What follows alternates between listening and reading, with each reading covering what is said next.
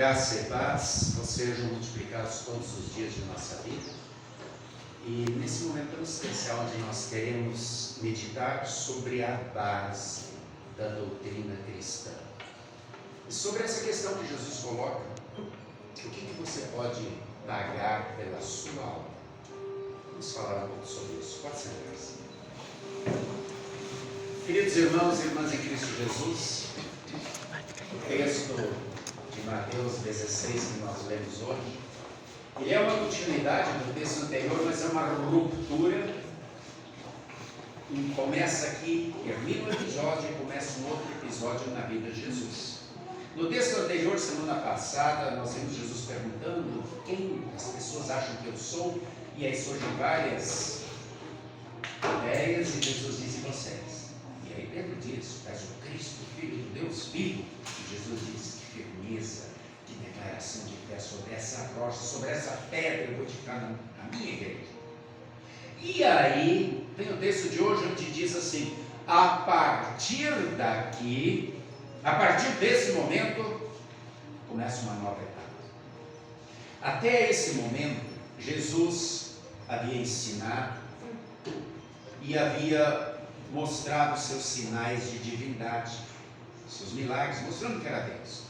E muitas pessoas confundiam Jesus como aquele Messias terreno, aquele descendente de Davi que faz um novo reinado aqui. Mas a partir de agora, diz o texto, Jesus começa claramente a dizer aos discípulos: eu preciso ir para Jerusalém, aonde eu vou ser preso pelos anciãos, pelos profetas, pelos sacerdotes, pelos escribas, pelos fariseus, e eu vou sofrer muito. E eu vou morrer e vou ressuscitar. O discurso agora é outro. Agora Jesus mostra o propósito da sua vinda. Mostra claramente que ele é o Cristo, o Messias prometido para esta missão. E Pedro tenta reprovar: isso não vai acontecer. E aquele Pedro que foi elogiado como uma rocha, Jesus diz: arreda Satanás. Não que Pedro fosse Satanás, o diabo. Ele usa aqui a mesma expressão, Jesus usa lá das tentações, quando ele manda o diabo embora. Mas ele diz que está sendo uma pedra de tropeço. Você que antes foi uma pedra, agora é uma pedra de tropeço. Porque está falando daquilo que Satanás quer. Eu vim para isso. Eu vim para sofrer, morrer e ressuscitar. E aí Jesus diz: mas depois eu vou voltar e buscar os meus. E aí então Jesus diz: aquele que quer me seguir vai ter que carregar uma cruz. Não vai ser fácil. Vocês vão enfrentar zombaria, vocês vão ser ridicularizados, vocês vão ser presos, caluniados, vão ser mortos. Mas aquele que permanecer fiel até o fim vai estar comigo lá em cima. Então ele faz a pergunta: tem mais o mundo inteiro ou uma alma? Eu pergunto para vocês: qual o valor do mundo inteiro? Não tem como mensurar isso. A gente fala em milhões, bilhões, trilhões, mas imagine o mundo inteiro, toda essa bela natureza, todas as pedras preciosas, os minerais. Não tem como a gente colocar quantitativamente quanto isso custa. Mas e uma alma? Custa muito mais, porque é o sopro de Deus. E o mundo passa, a alma é eterna. Nesse texto está o resumo de toda teologia bíblica. Eu vim para sofrer, morrer, eu vou ressuscitar e eu vou voltar para buscar vocês. Tem gente que é muito bom em charada, principalmente os universitários. Eu sou muito bom em charada. Eu não consigo descobrir muito bem a charada, mas eu encontrei uma bonitinha aqui, bem fácil, que resume todo o texto de hoje.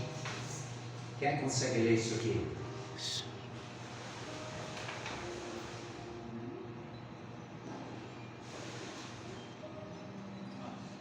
Aqui está todo o texto bíblico de hoje.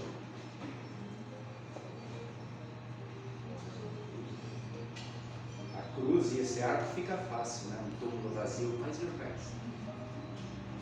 A primeira série: ele veio por mim.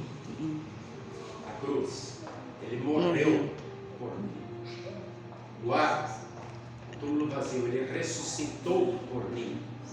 A outra seta: Ele subiu por mim. E a outra, o último versículo do qual eu comentei, ele voltará para me buscar. Bonito, né? É bom ilustrar o sermão, fica mais fácil da gente memorizar. Mas fica legal, né?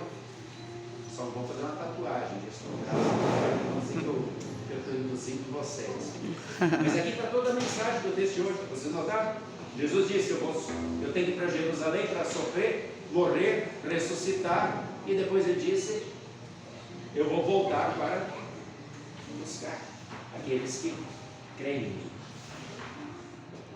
E quanto isso custou? O que nós fizemos para merecer isso? Absolutamente nada. Pelo contrário, você e eu, quantas e quantas vezes nós ofendemos Deus? Quantas vezes deixamos Deus lá no cantinho, numa gaveta? Não temos tempo para ler a Bíblia diariamente, as outras coisas tomam todo o nosso tempo. Muitas vezes esquecemos de orar, porque a gente deixa a oração para depois, e quando vai começar a orar na cama, a gente já dormiu. Não é assim? Já aconteceu comigo? Com certeza aconteceu com vocês também. Quantas vezes Jesus não é a nossa prioridade? Mas nós fomos feitos sua prioridade quando ele veio para sofrer, morrer, ressuscitar. E vocês notaram que nesse cartaz eu fiz questão de dizer por mim. Não é apenas pelo mundo inteiro. Foram os meus pecados, os teus, que colocaram Jesus naquela cruz. E foi presente. Foi graça. O apóstolo Paulo fala muito em graça. Lutero fala muito em graça. Entre os pastores modernos, eu gosto muito de Dieter Bonhoeffer, um dos muitos pastores luteranos que foi morto por Hitler durante a Segunda Guerra Mundial. E no seu livro Discipulado, ele fala de graça. Vamos ler em conjunto o que está aqui em cima? Graça barata é a pregação do perdão, sem exigir arrependimento. É batismo sem preparação. É santa ceia sem confissão. É absolvição sem confissão pessoal. Graça barata é a graça sem discipulado. É a graça sem a cruz. É a graça sem Jesus Cristo vivo e encarnado. Vocês lembram que o texto disse, Jesus disse: se vocês querem me seguir, então não tem que carregar uma cruz. Muitas vezes a graça de Jesus, que para nós é de graça, não buscou nada, se torna uma graça barata quando a gente não tem um comprometimento, quando a gente não sente no coração, quando a gente não tem esse arrependimento sincero no momento da absolvição, no momento da Santa Ceia, quando a gente não fica contrito, quando a gente não sente que ofendeu a Deus e que Jesus nos perdoou tudo isso.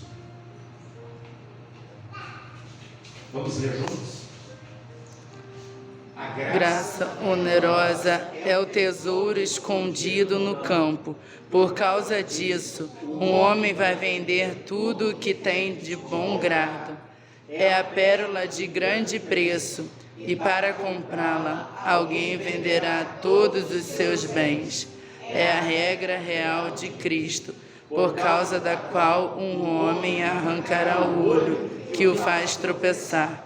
É o chamado de Jesus Cristo, que faz o discípulo deixar suas redes e o seguir.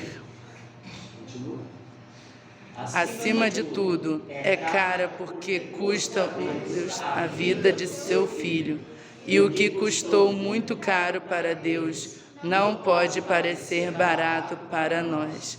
Acima de tudo, é graça porque Deus não considerou o seu Filho um preço caro demais a pagar por nossa vida, mas o entregou por nós. Que maneira bonita que ele encontrou de colocar, né? Graça é barata porque não custa nada para nós. Só que muitas vezes ela se torna barata no sentido de nós não a valorizarmos, não vivermos essa graça. Mas ela custou muito caro, ela foi onerosa porque custou o sangue de Jesus Ele teve que dar a sua vida por nós. E quando nós aprendemos a valorizar isso e vivenciamos todo dia esse perdão maravilhoso que Deus nos dá, isso também nos transforma e faz com que a gente não consiga mais ficar calado. A gente precisa falar, a gente precisa testemunhar, a gente quer socializar, a gente quer replicar, a gente quer dividir, a gente quer multiplicar, a gente é como um vírus que contagia, para que outros também conheçam esse Jesus maravilhoso e possam fazer parte da família da fé, serem aceitos na família da fé, serem perdoados, acolhidos, abraçados, salvos. E nós estamos fazendo isso. É a pergunta que cada um de nós precisa fazer. Já que fomos agraciados com esse perdão maravilhoso, a gente vive esse perdão em comprometimento sincero todos os dias e faz questão de levar a quem ainda não tem, ou muitas vezes a gente fica com um pouco de vergonha. Vamos acompanhar outro slide. Sou discípulo de Jesus e por isso sei que Deus está comigo. Como vi Deus trabalhando em minha vida esta semana. Cada um tem sua resposta. Nós somos discípulos com Jesus, sabemos que Jesus está conosco. Para mim fica fácil, essa semana foi maravilhosa. Eu vi muito Jesus trabalhando na minha vida, tenho certeza que cada um de vocês viu. Comecei a semana 3 dias no concílio distrital, no concílio regional com os pastores de São Paulo, todos. Foi maravilhoso. Quanto aprendizado, quanta troca de experiência. Depois fui buscar a Dona Lúcia, que Deus levou, trouxe em segurança, abençoou a cirurgia da mãe dela. Depois tivemos o nascimento da mais nova participante da família, a Isabela. Tanto presente. Tenho certeza que cada um de vocês pode enumerar Deus atuando na vida de vocês. Fora o maior perigo da vida, que sempre sou eu, né?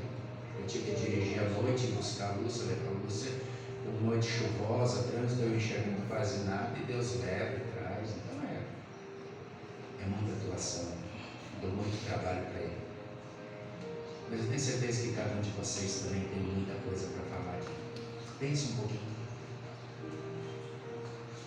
Pense na vida de vocês, né, João? Consolo. Nesse momento difícil, né, Sr. Beto? Como Deus está presente na vida de cada um. Né, Clarice? Mais um aniversário, 13 anos de vida. É só vocês olharem que vocês vão ver a presença de Deus. E a segunda questão: Aprendo com Jesus. O que Deus me ensinou em Sua palavra nessa semana. Tenho certeza que todos vocês tiveram um tempinho para ler. Apesar do corre-corre, com certeza vocês leram alguma coisa. E o que Jesus ensinou para vocês? O que vocês aprenderam de novo? O que vocês retiveram daquela leitura bíblica que vocês fizeram? Dizendo assim, poxa, aqui ele está falando comigo. Isso aqui é uma situação que eu vivencio. Isso aqui é um problema que eu estou resolvendo. Ou isso aqui é uma alegria que eu estou tendo. Pense. Com certeza alguma coisa Jesus falou ou está falando nesse momento para vocês. Falo de Jesus com as pessoas. O que eu falei nessa semana com quem não conhece Jesus? Cada um tem a sua resposta. Eu falo, eu não calo. Pedro disse lá na frente do Sinédrio, nós não podemos calar. Isso mudou nossas vidas. E assim a gente diz também. E o que vocês falaram? Para quem vocês falaram? A gente discute futebol, discute política, discute moda, discute música, discute comida. Com certeza sobra algum momento para a gente falar um pouquinho da nossa fé. O que vocês falaram? Faço bem. O que fiz de bom nesta semana, inspirado em Jesus? O O que Jesus me fez fazer diferente que eu não faria se eu não fosse cristão? Algo assim que me sensibilizou. Eu disse, puxa, eu como filha de Deus, eu tenho que fazer diferente. Eu não posso fazer isso. Eu preciso fazer aquilo. Pense. Quanto vocês fizeram nessa semana em gratidão, fazendo com que a graça replique, vá adiante. Essa graça que contaminou vocês de amor, contamina cada filho de Deus. E a última questão, eu oro pelo que agradeci ou pedi a Deus nessa semana. Uma pequena reflexão para cada um de nós. Como é que anda a sua vida de oração? Eu sou egoísta na minha oração, só falo em mim? Só peço para mim? Eu sou ingrato? Não agradeço? Como é que está a minha vida de oração? Vamos pensar um pouquinho sobre isso. Estou orando todo dia? Por quem eu oro? Deus diz para a gente orar por todas as pessoas, inclusive pelos nossos inimigos, por aqueles que nos perseguem, orar pelas autoridades, para que tenhamos um governo justo, competente, bom, honesto, orar pela igreja, pelos irmãos na fé, pela nossa família de sangue, pelos nossos vizinhos. Como é que anda a nossa vida de oração? Queridos irmãos e irmãs, essas pequenas questões que coloquei aqui são apenas uma pequena reflexão do modo prático em que estamos vivendo a partir da graça de Deus, que é de graça, custou caro, que revela todo o amor de Deus por mim, por cada um de vocês e através de nós. Quer continuar se manifestando, se revelando às outras pessoas. Jesus subiu e a última setinha que diz que ele voltará para mim. Foi o que Jesus diz no finzinho do texto: eu vou voltar para buscar os meus. Que eu e cada um de vocês, que todos nós estejamos juntos nesse rebanho, nessa família. Enquanto não chegar esse momento, enquanto estivermos entre as duas últimas setinhas, quando ele subiu e voltou, que a gente continue na prática, no exercício desse amor cristão, levando a mensagem da salvação a todos aqueles que ainda não têm, para que eles saibam que o mundo inteiro não vale uma alma, e para muitas pessoas o mundo inteiro se torna algo tão pequenininho, que trocam pela sua alma. Lembram? O que foi o mundo inteiro para Adão e Eva? Foi aquela fruta. O que foi o mundo inteiro para Esaú? Foi um prato de lentilha. Estou com fome, o que eu quero saber da bênção de Deus? O que foi o mundo inteiro para aquele jovem rico, que Jesus disse: vende o que tem e segue? Não. Foi a sua riqueza, os seus bens. O que foi o mundo inteiro para Judas? 30 moedas de prata. O que é o mundo inteiro para nós? São coisas pequenas que nos fazem trocar a salvação, a bênção de Deus no dia a dia. Então pense, e não faça essa troca. A tua alma vale muito mais. Jesus deu a sua vida, o seu sangue por ela. Quanto vale a tua alma? O sangue de Jesus. Isso custou muito caro. Reflita sobre isso, valorize isso e viva sempre nesta fé, levando esse amor de Jesus àqueles que ainda não sabem disso, e que eles possam deixar de trocar e valorizar mais a alma do que o mundo inteiro. Que assim seja. Amém.